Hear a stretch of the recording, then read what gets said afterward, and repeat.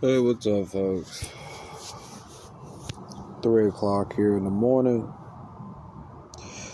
Got a bit of a migraine, but I could probably get through it. So please excuse my voice. So,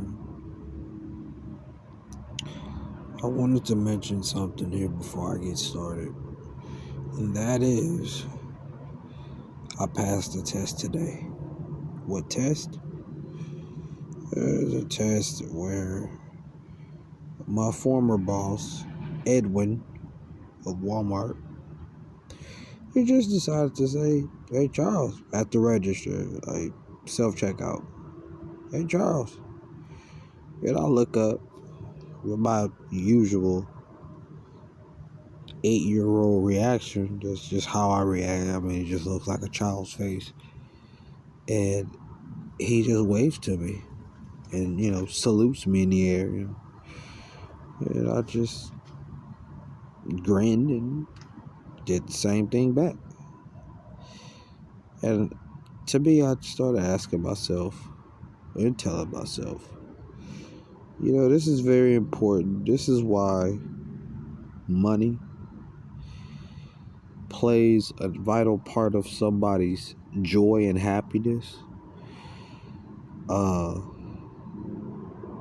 was there paying for a couple of things, and I had really no reason to be frustrated about anything. I had my meds, food, everything I needed. And when he decided to do what he did, that was my natural reaction of just like, hello, hello, human. Just hi, So, another thing I wanted to touch on was, I have my second interview at Raising Cane's here in a couple hours. And though I don't mind people giving me help,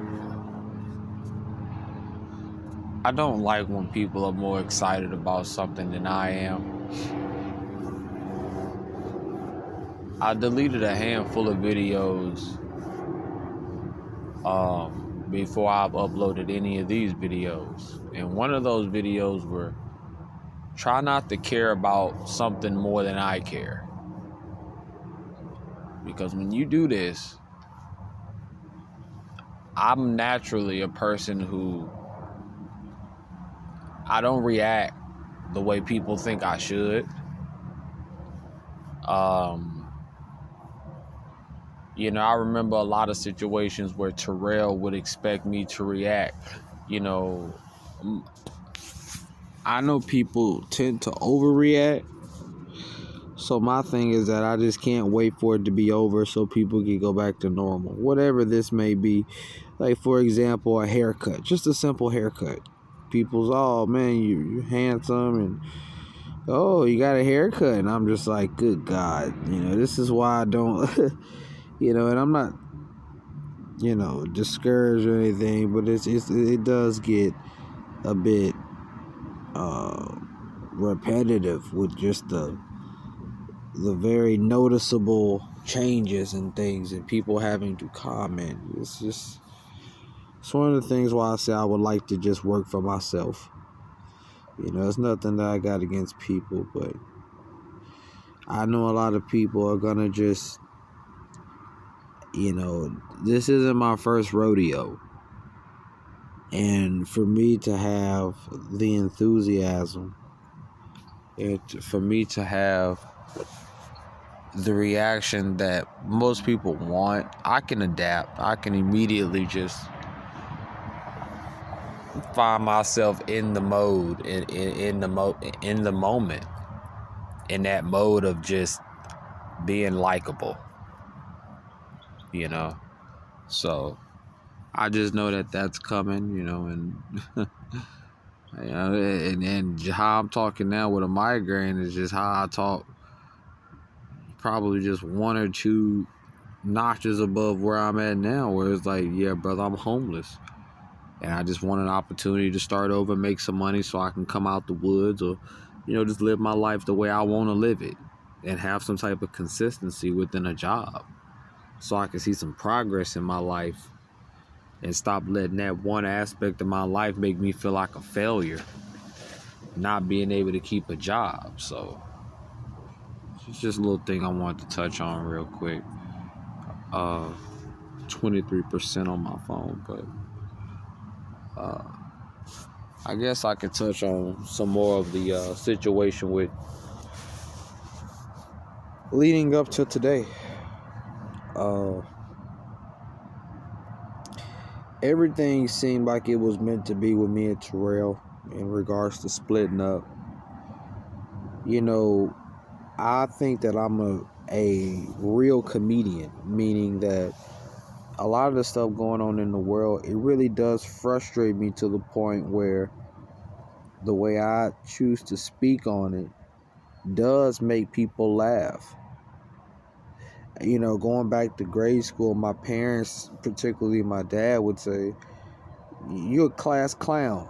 You want to be a class." I told you, there's nothing wrong with making kids laugh and stuff when you're passing your classes, but when you're failing and you carry that same charisma, it gets coined as a class clown.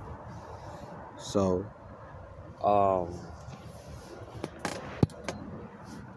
I have a talent for speaking on things that it does indeed frustrate me, but the way I go about it is in a very raw comedic form. I think I have great comedic timing, and both inward and outward. I enjoy my own company.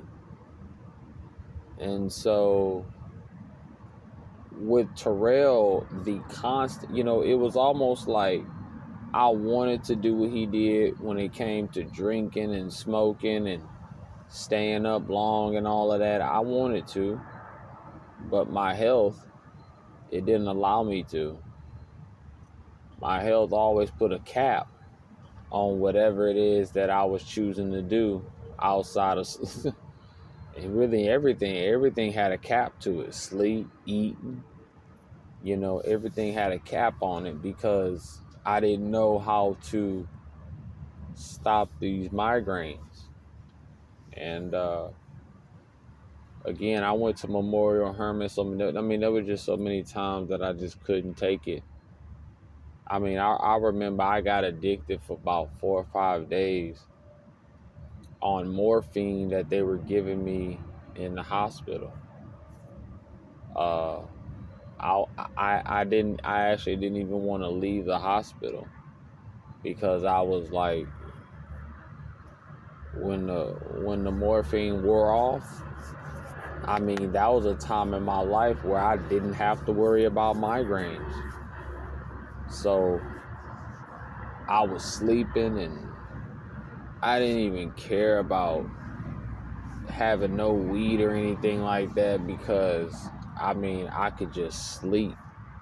And I've always liked the smell of hospitals and stuff like that. So the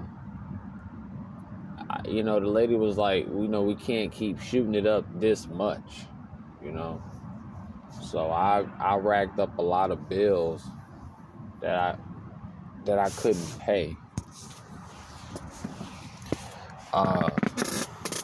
Having no insurance and stuff like that, I couldn't pay it. And really had no intentions on paying it. I'm sorry, guys. This is one of them real bad ones. Goodness, God. Give me 1 second, guys. Sorry.